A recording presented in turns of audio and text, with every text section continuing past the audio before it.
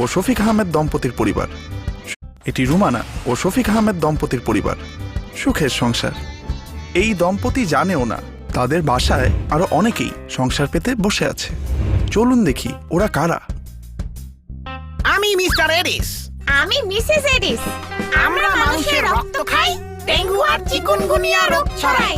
Attention! তোরা জানিস আজ কি নিয়ে কথা বলবো? না, জানি না। তোরা তো মানুষের থেকেও বোকা। বোর্ডে তাকা। যেখানে 3 দিনের বেশি পরিষ্কার পানি জমা থাকবে সেখানেই আমরা বংশবিস্তার করব। মানুষের সাথে আমাদের তুমুল যুদ্ধের মৌসুম এখন, তাই এই বাসার ভিতরে কিংবা আশপাশে 3 দিনের জমে থাকা স্বচ্ছ পানিতে আমরা যোদ্ধা বানাবো। আমাদের বংশ বিস্তারের ক্যাম্পের নামগুলো দেখ।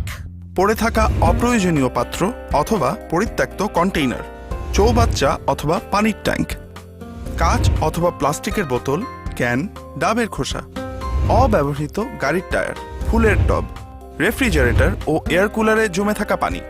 আপনি না বুঝেই বাসায় মশাদের আশ্রয় দিচ্ছেন না তো? খেয়াল রাখবেন, মশার বংশবিস্তারের স্থানে এক নাগারে 3 দিনের বেশি পানি জমতে দেবেন না।